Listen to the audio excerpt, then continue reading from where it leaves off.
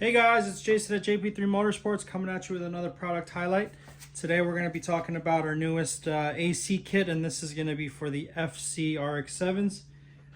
This is going to be a complete kit that's going to include everything you need to install, either retrofit or update your AC system in an FC RX7.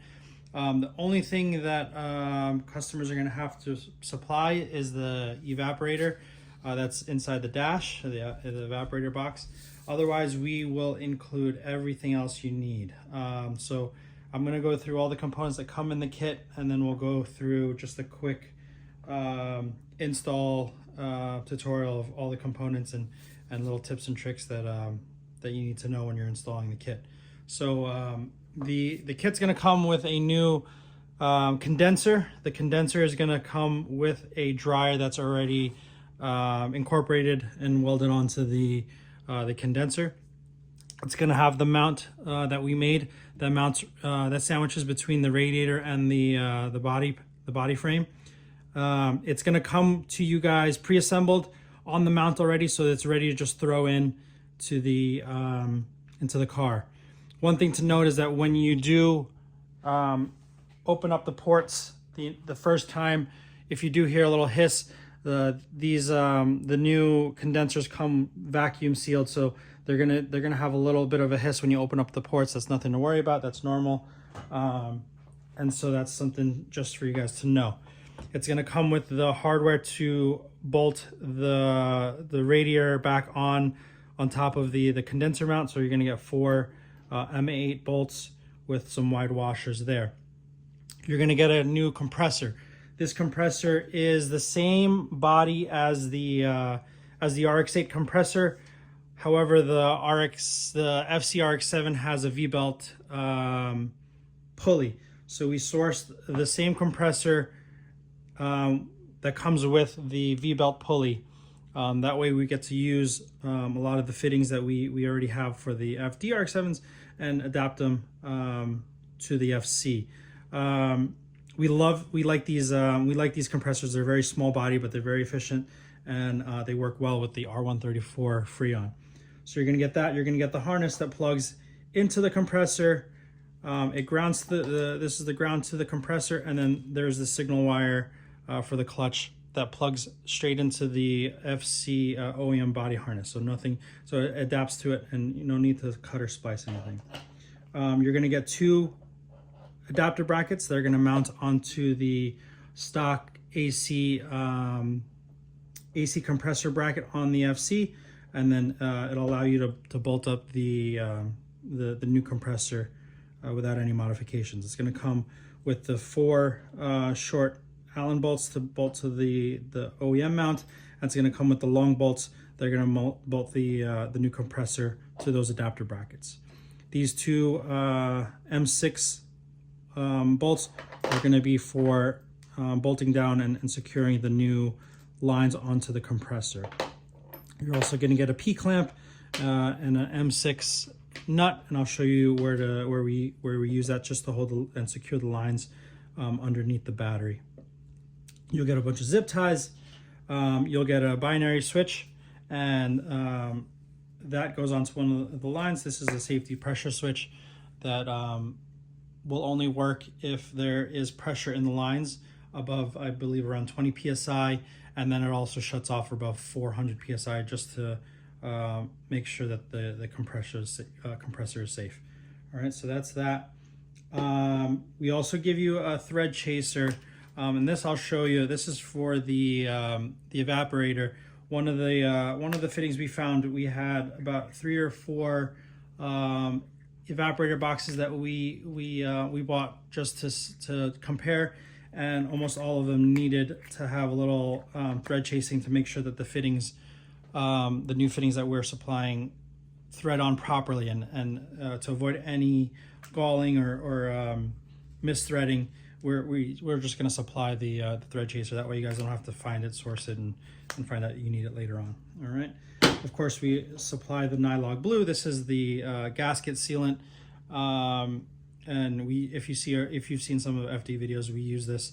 It's it won't react with the Freon, but it also act as a lubricant and a sealant for all the lines. So you're going to apply this to every fitting that has O-rings. All right, we're going to give you a bunch of O-rings, and there's going to be one extra of each O-ring supplied in the kit. That way, if you guys end up pinching, losing, or whatever, you have some extra O-rings as well.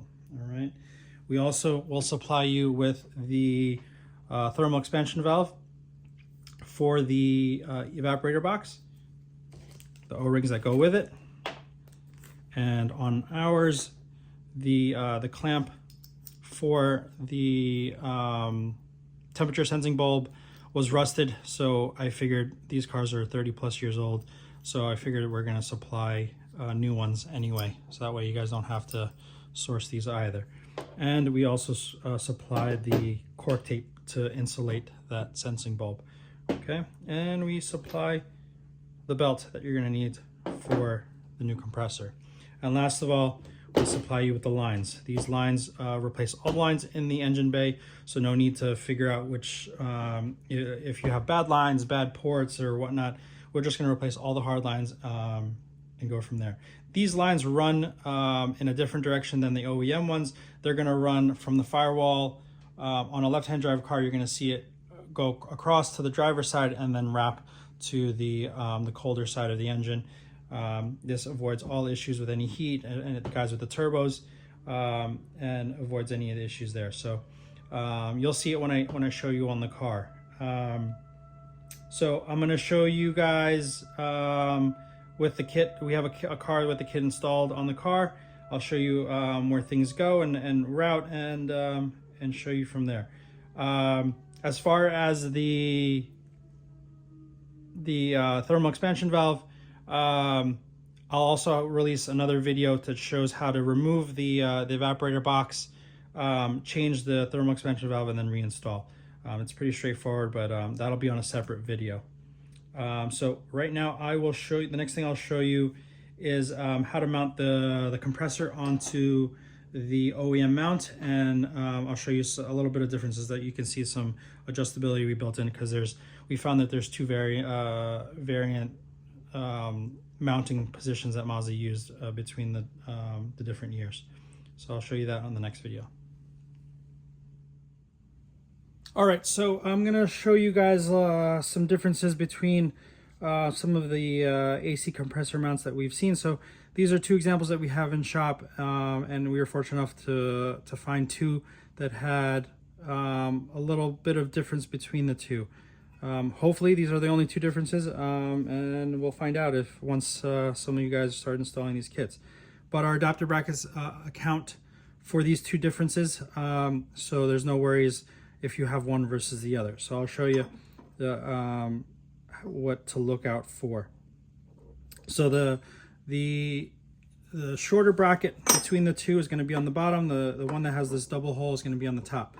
So as you can see on these mounts, one version uses the rear hole on the front of the compressor mounts. On the other version, it uses the front hole, and the other ones aren't tapped. And then on the two different versions, one hole is tapped on the back side, and this version has another added molded tap hole on this side. So what we do is, if you're going to be using the rear hole off of the front mount, you're going to use these bolts that we supply, the Allen key bolts, and then you're going to mount them on there. All right. So if you are going to be using, if yours has the holes on the back part, you're going to be using the front holes on our brackets. All right, and you'll have the accompanying holes there.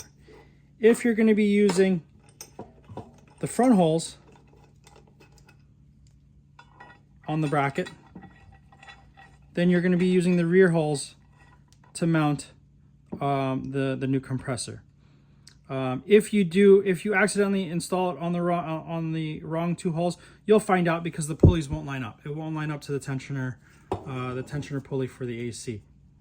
So there's no biggie, but just so that you guys know which way to do it, and that way you can do it one time.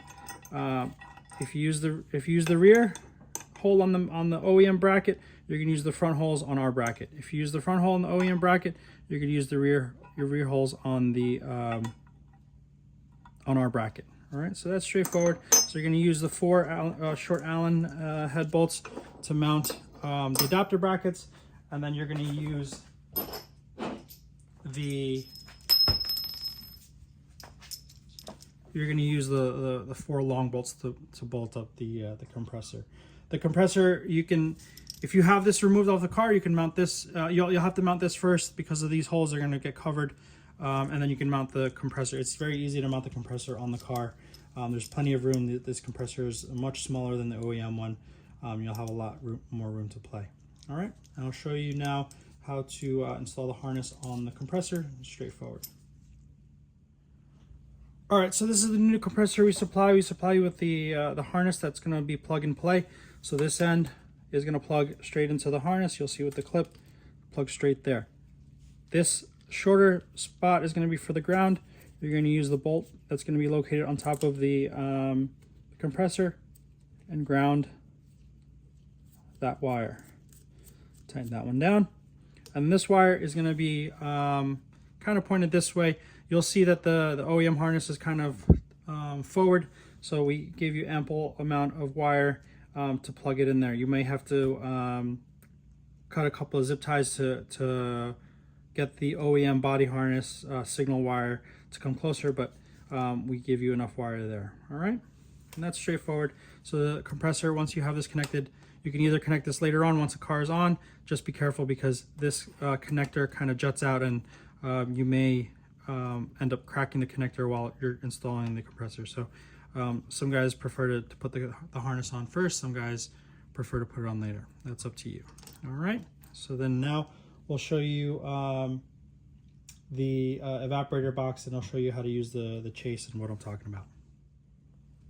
All right, so once you have your evaporator box out, I'll have a video to show you how to open it up, change the expansion valve. But one of the things that you'll have to double check, and all 3 or 4 evaporator boxes had the same issue, so I'm just assuming at this point that it's going to be a common issue. So we are just going to supply the die thread chaser to you guys. If you end up not using it, then you guys have a free thread chaser for your toolbox. But we found that it was an issue with all the examples we had. So what we do is, what happens is these fittings for the high pressure port or high pressure line on the evaporator boxes, the OEM line only uses the first like 3 or 4 threads, and so the new lines that we supply, they'll need to use almost all the threads and go all the way back. And what we found is a lot of the fittings were either rusted or corroded, or ended up not or having dirt and grime in the threads. So then these fittings, the fittings off of the new line that we're supplying, it started getting stuck, and these lines should pretty much thread by hand, and then just need a little bit tightening with the wrench at the end. So I didn't like how I would get a few threads in, and then I would have to, try to use 2 wrenches to get the fitting on, and it shouldn't feel like that. It should kind of be everything by hand. So one thing to watch out for is that these fittings, they slide back. So it's a 2-piece fitting. So it's just a threaded fitting here, and then it has the aluminum tube that's flared. So what you want to do is you want to make sure that the fitting's all the way at the end and kind of settled into where it wants to sit, and it's flush.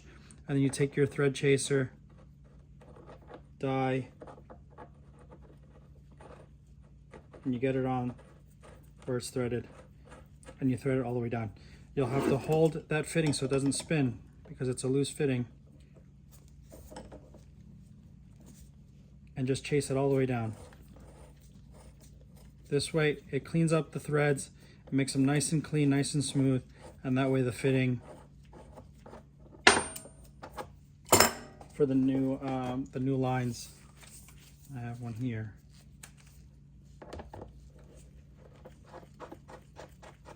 Threads on nice and smooth all the way down, and you'll see it right there. So it's bottomed out, and it's nice and tight. So there's no O-ring right now, but once there's an O-ring, it's nice and tight, and this fitting is not going to move.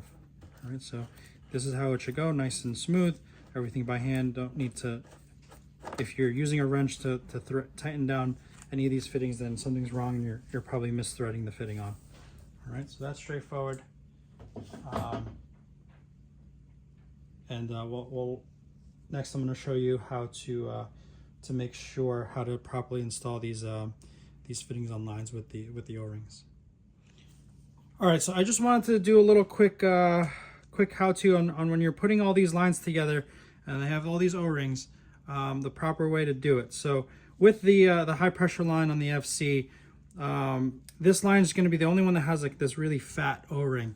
And you'll see it right here. You'll see that it requires a fatter O-ring to create the seal on the lines. You'll see on the other lines that need O-rings, it's going to be a thinner O-ring. So you'll see this one just needs the fat O-ring. So once you have it ready, and imagine this is in the car, you're going to take your nylog and you're going to apply a liberal amount of nylog to the O-ring, making sure that the entire O-ring, you never use too much. So I always put a little extra, and if it squeezes out, it squeezes out. So you can see there, once it's smothered liberally with the nylog, when you're installing it, let's see if I get a better angle. You want to make sure you visually see the O-ring sit into the fitting. Okay. Once you visually see it, let me get this right. A little difficult with two hands. Doing this all by one hand. All right, so once you see it, you got to visually see the O-ring seat properly, so you're make it look like, make sure you're not pinching it, and then you just slide in the fitting and tighten it down, holding it there in place, so that way you make sure that that O-ring sat properly and seated into the fitting. And once you get it in there and it's nice and tight by hand, then you can take the two wrenches and kind of snug it down just a bit. You don't have to go crazy, but make sure that they're tight. That way it doesn't loosen up. But once it's there, it's there. And then if you have any nylog that squeezes out in the process, you can wipe it down. A little brake cleaner will also melt it and take it apart, take it off of anything that's like, you know, if you have any sticky residue. So that's the proper way. So any fittings, when you're installing the expansion valve, anything that has the green or purple, sometimes they're black, any of the O-rings, you want to put as much nylog lubricant sealant in there to make sure that you have nice and tight seals all around. It kind of almost creates like a hydraulic seal around the fitting. You see it's nice and sticky, and that way ensures that you get a proper seal on all the lines and fittings, and make sure you don't get any leaks. So that's just something to look out for when you're installing any of the lines and fittings. All right, so now we'll go to the car and show you where everything goes. All right, guys, so this is the Shop FC that has our prototype AC kit installed, and it's been working great. So what I'll show you here first is that we have the compressor mounted, the belt is installed, and we have the harness hooked up. So the ground is bolted to the body, and the power signal from the body is plugged into the body harness. The harness should have enough wire to reach here, but if you need more room and it's a little tight, you can always cut any of the zip ties holding that body harness, which has more room, and you can kind of loosen it up and bring it closer. So that's the harness, that's the compressor installed. Next is the condenser. The condenser, again, the mount sandwiches between the radiator and the body, so you'll likely have to remove the radiator. I haven't tried it sliding it in with the radiator and fan shroud in place. You guys might be able to do it, but the safer route, so you don't bend any fins and do it safely, is just taking the radiator out and then putting the condenser in. So once the condenser is mounted, you have those 4 bolts that we supply with the wide fender washers. You can bolt the radiator up. And once the condenser is in, then you can hook up the lines. So as you can see here, the top line is going to have the high pressure line, which is a smaller line that's going to go all the way straight back to the firewall, to the evaporator. Sorry, that's the top line is going to go to the compressor. The bottom line is going to be the high pressure line. That's the smaller line that's going to go straight back to the firewall and the evaporator. So you can see here we use a zip tie just to keep them together and make sure that it doesn't rub against anything, especially that oil cooler line, which will get hot. So as you can see here, it clears the auxiliary fan. If your FC came with one, there's no issues there. It clears that fan. And once you see over here, once there's a little opening here where the factory hardline, AC hardline pass through. So we use that pass through for our lines as well. You can see the P clamp and the M6 flanged nut that we supply. We used it here to just hold down and secure those lines underneath where the battery tray goes. That way they're not going anywhere. Then you'll see the port for the binary switch is here. One thing to note that I didn't mention in the previous sections is that there's going to be a Schrader valve inside of that port.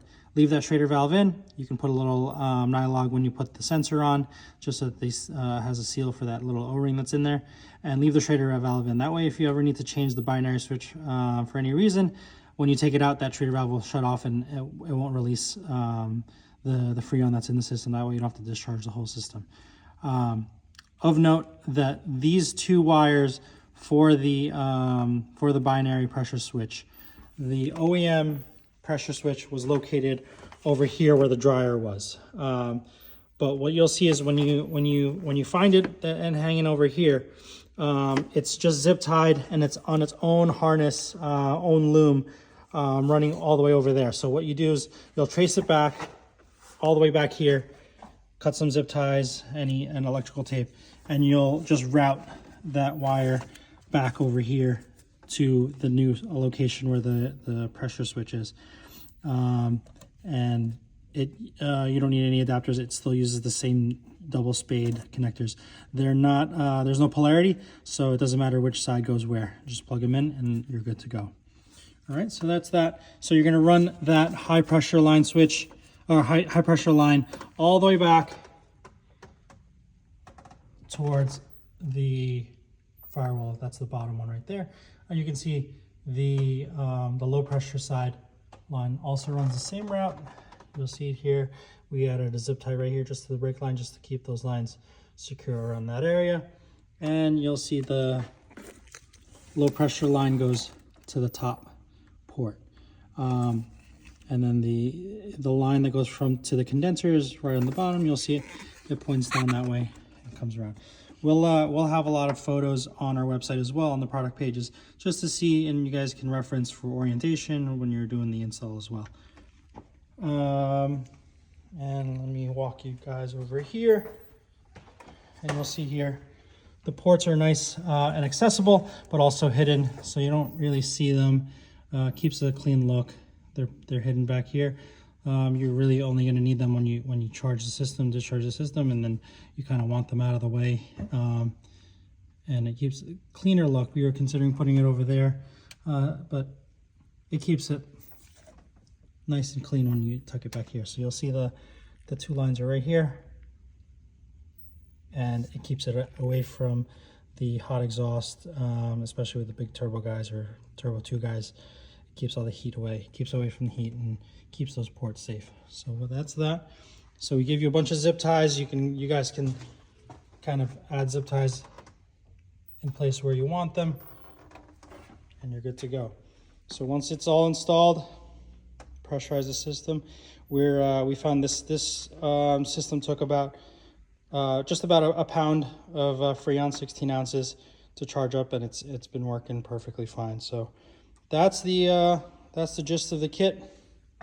If you guys have any questions, comments, send them some comments, comment on the video. And if you want to see more content, Please like, subscribe, and follow. I'll see you guys in the next one.